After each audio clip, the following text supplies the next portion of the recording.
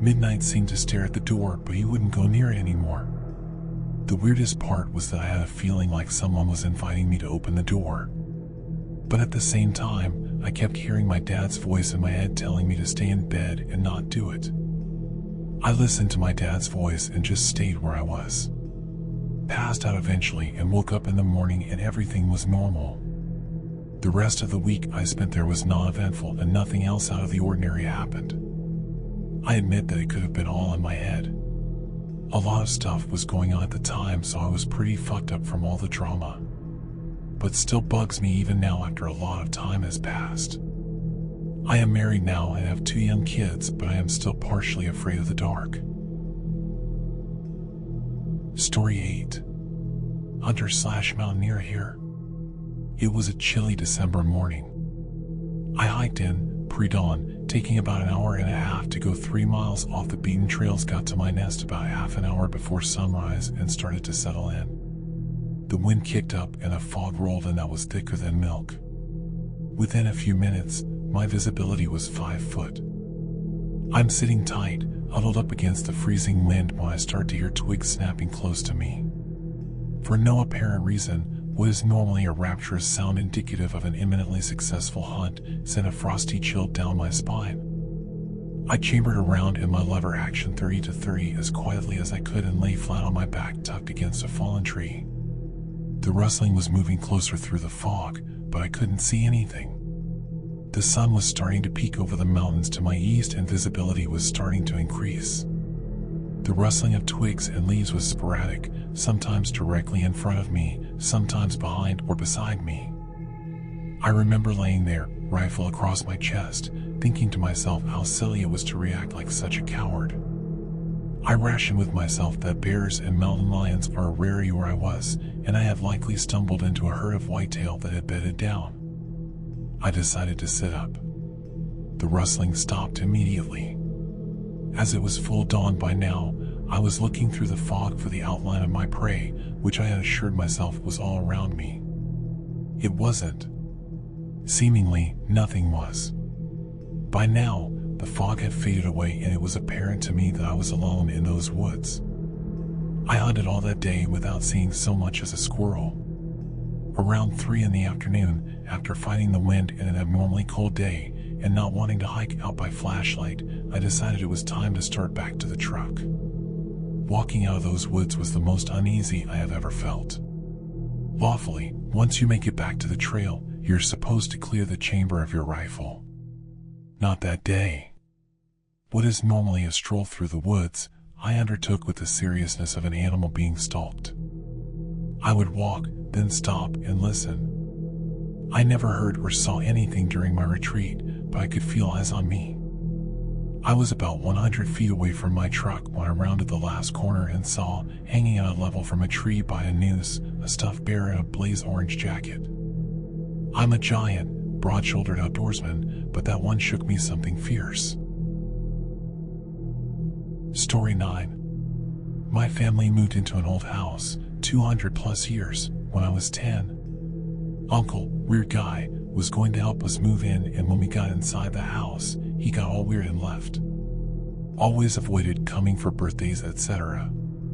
We always joked he saw a ghost, and for some reason, we nicknamed the ghost Billy. When my little sister started talking, she would say really weird things, like asking if we can shut our door at night so she doesn't have to see the boy walking down the hallway.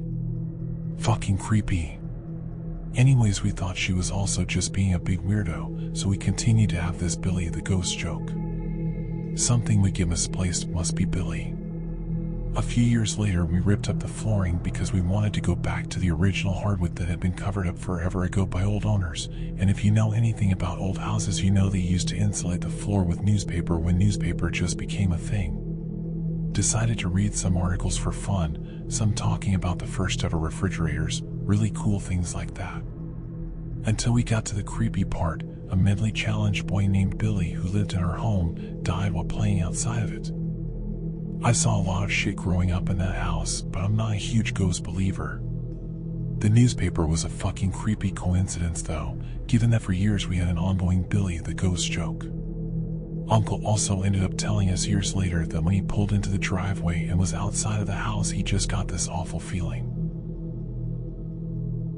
Story 10. 12 years ago, my brother died, and for that whole first year, a lot of super weird shit happened to our family. The only conclusion I can come to, and I do believe this, was that he was trying to contact us. A week after his funeral, my mom was home by herself and the phone rang. This was about 2 p.m. The caller ID said that it was my brother's house, so she figured it was my sister-in-law. Mom answered, and when she said hello, there was no sound on the other end and no one answered. She said hello again, and still no answer. Then the call disconnected. She waited till about 6 p.m. when my SIL came home from work, and she called her to ask if she'd come home from work and called her earlier. My SIL said no. She asked if the kids had come home early. My SIL asked my niece and nephew if they had come home to call Gran in the middle of the day, and neither of them had. They were in school the whole time till the end of the day. The phone was mounted to the kitchen wall, and the receiver was on the hook, so it's not like the dog knocked it over and accidentally stepped on speed dial. We think it was my brother making contact to let my mom know he was around. My SIL is an amazing cook, and she has many kitchen utensils and tools that are very specialized, that you only use for one thing. For example, a certain knife you only use for fish or some such thing. Over that first year he was gone, many of the utensils that my SIL would use to make my brother's favorite dishes started to disappear. She didn't loan them out, no one borrowed them. I asked a friend of mine who's really into the supernatural about it. She said, "Does your SIL believe in ghosts and such?" I said, "No, she's super no nonsense and doesn't believe." She said, "That's the problem. He's trying to get her attention. He wants her to talk to him. He misses her. He's trying to let her know that he's still around." A year after my brother died, my dad's lady friend's father died. And a year after that, she was still having a lot of problems coping with her dad's death, so she went to a psychic to see if she could make contact with him. So the psychic tells her all the things she wants to hear. Yes, of course, your dad is in the room, etc., etc. Stuff that anyone could say to her. Then the psychic says, "Your dad's here, but there's a much younger man with him also. He's very tall and thin, with dark hair and glasses." Normally, Dad's lady friend would have thought of my brother, but she was having such a hard time coping with the loss of her dad that she just didn't make the connection to my brother at that exact moment. So she said, "That doesn't sound like anyone I know." The psychic said, "Who's James?" Dad's lady friend said, "He's my companion." The psychic said, "The younger man has a message for James." He said, "Please tell my dad that I'm okay, Dot." She realized it was my brother trying to give a message to my dad. The psychic knew nothing about my brother's death. Dad's lady friend was strictly there to talk about her father. 2 months after my brother died, I was kind of having a really bad day about his death. It was still very soon, and I was still grieving.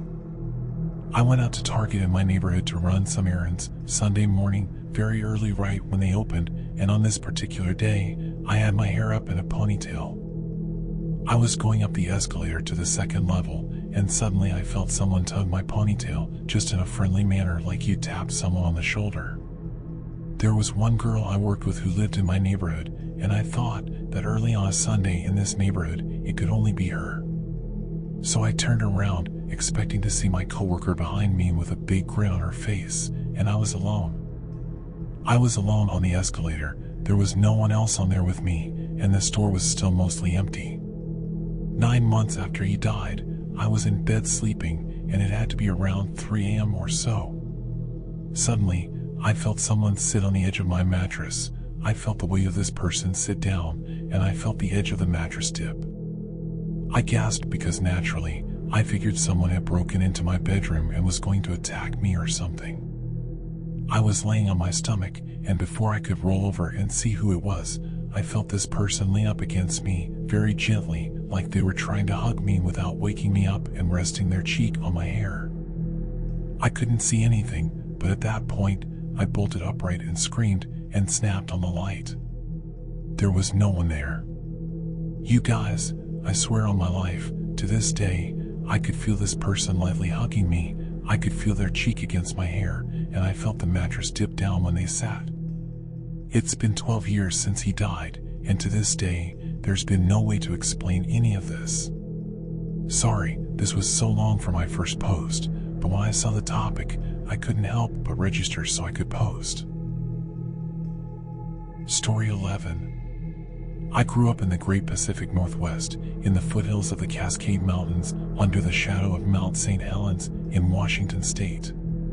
It is a land full of myth and legend, mostly from the natives, but a lot from the old-timers such as the loggers, the trappers, the hunters, etc. One of my father's oldest and dearest friends, now passed on, was a local Native American who was one of the oldest of his nation. He was an adult before most of the towns in our area were settled by white people.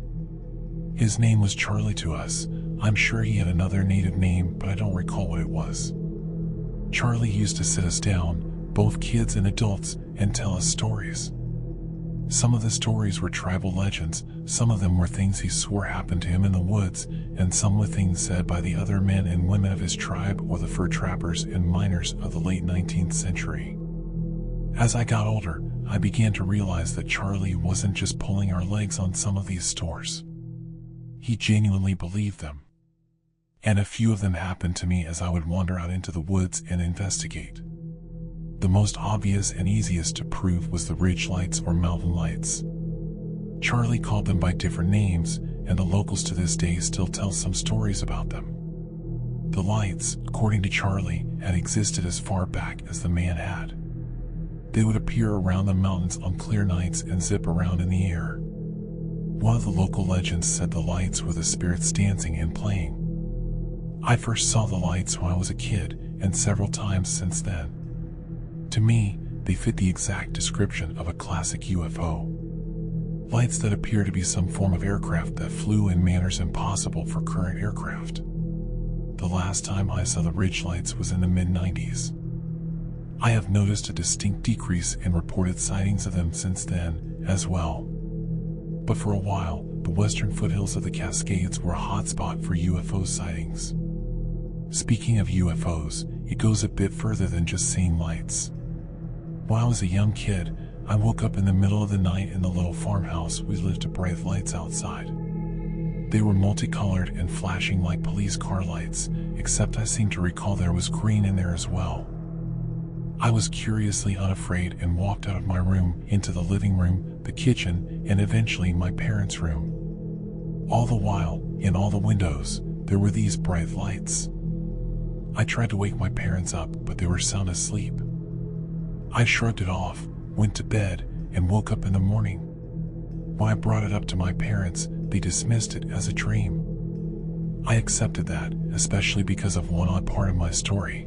I couldn't wake my father up, and he was a Vietnam vet who normally woke up at the sound of a mosquito farting. The story would have ended there if not for our drunken neighbor.